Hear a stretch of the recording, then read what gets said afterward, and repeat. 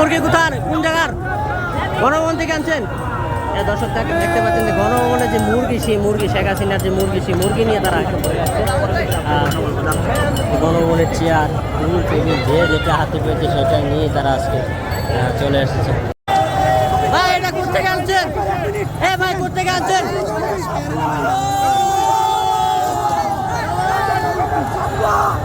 ভাই কোথেকে আনছেন?